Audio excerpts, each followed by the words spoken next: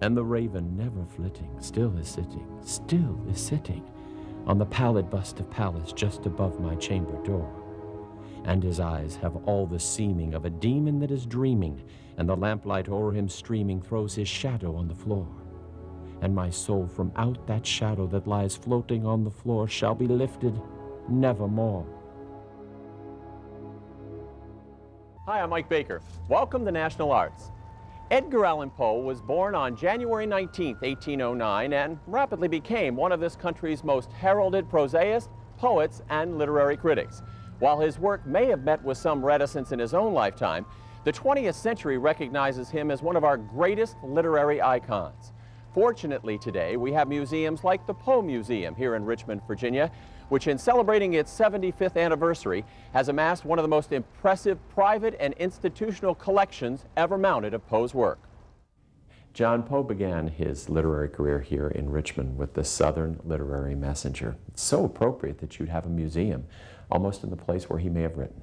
Not only because Poe was editor of the Southern Literary Messenger, which is the job that really started his career in writing, but Poe was orphaned in Richmond at the age of 2. His mother was an actress. She was here performing in Richmond and died of consumption, tuberculosis, and was taken in. Poe was taken in by the John Allan family here in Richmond. He's a prosperous tobacco merchant, and that's where he gets his middle name. Most people think of Edgar Allan Poe, and that's where the Allan comes from. How have you attempted to coalesce the museum with the lifestyle in Richmond to kind of fashion what Poe would be approving of? I think if you look around and look at the works and the way they've been presented in this exhibit, we have tried to represent his life in a way that I think that he would have liked to have seen his life.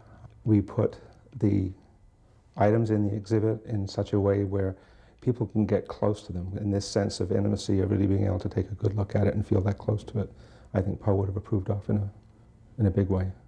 Many of the pieces that we have on display right now, which comprise our special 75th anniversary exhibit called Quoth the Raven, are lent to us courtesy of a lady named Susan Jaffe Tain out of New York City, who as a child had to memorize the Raven in school, and it was a project that she was afraid of to start, but she fell in love with the poem.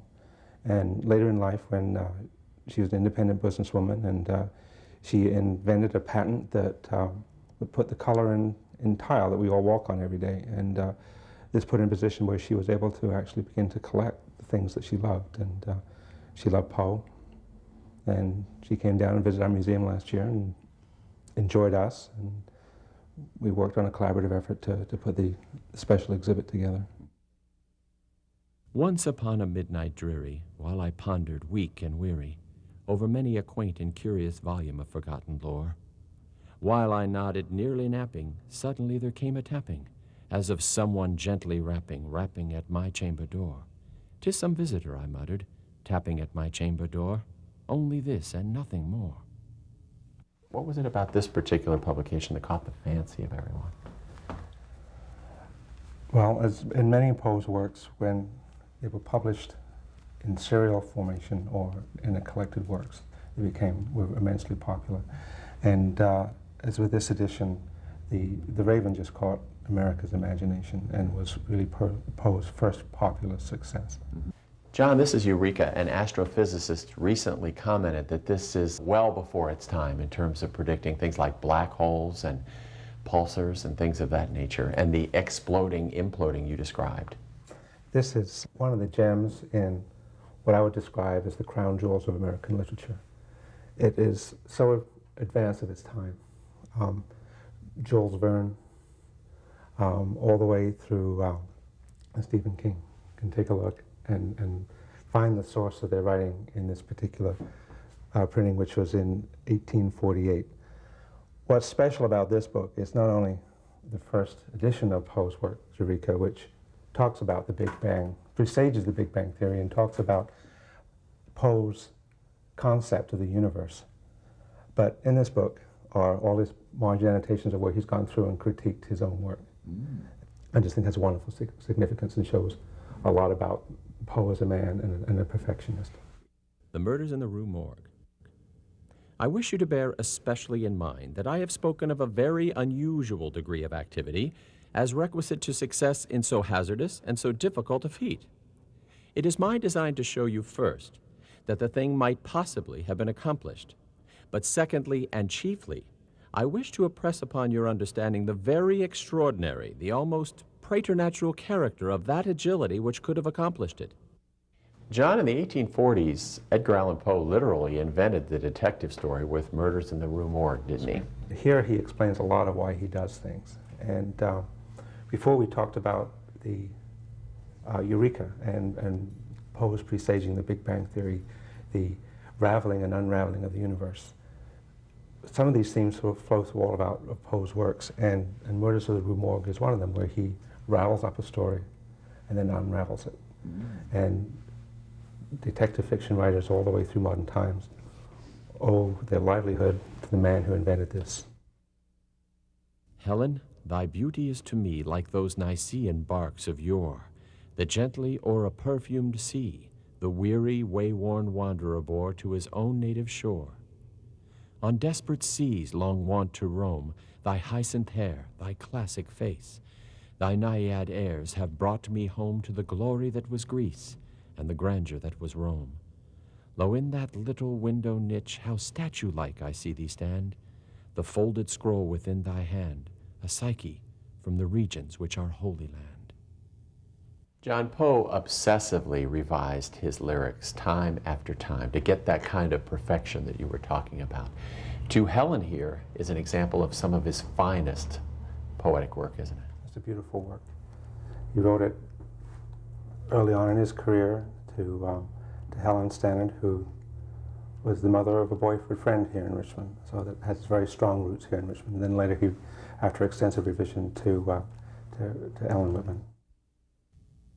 When fortune marked me for her own, and my proud hopes had reached a throne, it boots me not, good friar, to tell a tale the world but knows too well, how by what hidden deeds of might I clambered to the tottering height. This is the jewel in the American literary crown. This he published privately. We're not sure how he found the money to do it. We don't know whether or not he paid the printer. That might still be an issue. But it was printed privately by Poe in 1827. The things that I tend to enjoy the most are the manuscripts, because here you can definitely connect with the man. You can take a look at his writing style. And one of the things that impressed me, and I'm not really a book person or definitely not a Poe scholar, but one of the things that impressed me was the attention to detail. And throughout all his works and all the manuscripts that we have here, what I would say is a pursuit of perfection. It really shows out. And I think in any endeavor of humankind, when someone is so dedicated to doing something well, it's just impressive. It's something that you admire, at least I admire. Kitty, you document Poe's many accomplishments with pictures, verse, and of course relics here at the museum. And you choose to focus on the many productive years that Poe had here in Richmond. What was it about Richmond that was such a rich influence in his life? Well, I think it was the fact that he was adopted by the Allan family. Mrs. Allan was very devoted to Poe, and he to her. He had a happy childhood here. His teenage years were not happy, but his childhood was very happy, and he came back in 1835 as editor of the Southern Literary Messenger, and that is where he first began his editorial and critical works, and I think for that reason he was happy here. When people come in and see the museum, how do they react? Well, they're always a little startled to find a garden in an industrial part of town. They're most complimentary of the collection and the material that we have, because I think we have the largest personal collection. This is a desk from the Southern Literary Messenger office. Poe may have sat at it on occasion. It is not the desk that he used from day to day, but he had used it, and this chair is the chair that was occupied by Poe in the Southern Literary Messenger. If you'll notice, it has no higher back to it. The rumor is that he preferred to have a chair that had no high back to it. This is the Ultima Thule daguerreotype. It's one of 4 existing copies of the Ultima Thule, and this was taken in Providence, Rhode Island in early November of 1848. In this case, we have items of Poe and of his sister and of the Allan family. This is Poe's walking stick, which he left in Richmond the night that he boarded the boat to go to Norfolk and to go on into Baltimore. This is little box right here is Virginia's Trinket Box, and that was found in the trunk. A miniature of Poe that was done in the late 1800s. This is a photograph of Poe. Photography was just coming into being just before Poe's death. On the second shelf here we have Poe's boot hooks. This silver pitcher is from the Exchange Hotel where Poe gave his last public reading. The coffee pot is from the Mackenzie family, and they're the family that took his sister Rosalee in. The brass spoon is the one that Poe and Virginia used at Fordham Cottage in New York. The box is the sewing box that belonged to Rosalee Poe. And the glassware and the irons and so forth on the bottom shelf are from the Allan home.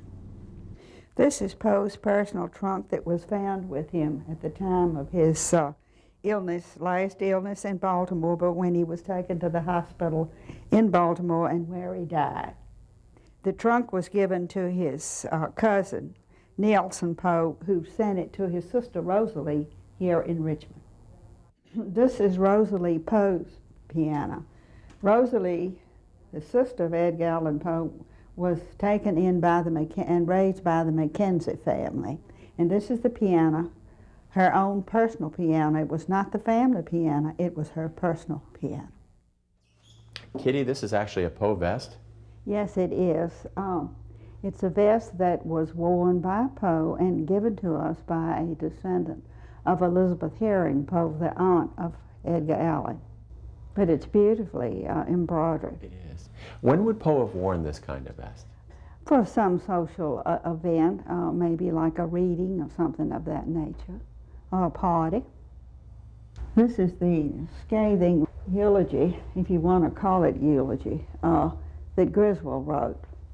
And there was a lot of untruth in it, and he lambasted Poe for being a drunkard and saying also that he took a few ideas from other people and that type of thing. He did not have the courtesy to sign his own name. He signed it Ludwig, so it's known as the Ludwig article. What is most fascinating to you about Poe's life? Working here in the museum, knowing as much as you do about the man. I just think he was a genius. Definitely a genius, who was not understood. Didn't get a lot of love, did he? No. Never had a mother? No. Not really. And I think that affected him throughout his entire life. Gaily bedight, a gallant knight, in sunshine and in shadow, had journeyed long singing a song in search of El Dorado. But he grew old, this knight so bold, and o'er his heart a shadow fell, as he found no spot of ground that looked like El Dorado. And as his strength failed him at length, he met a pilgrim shadow. Shadow, said he, where can it be, this land of El Dorado? Over the mountains of the moon, down the valley of the shadow. Ride, boldly ride, the shade replied, if you seek for El Dorado.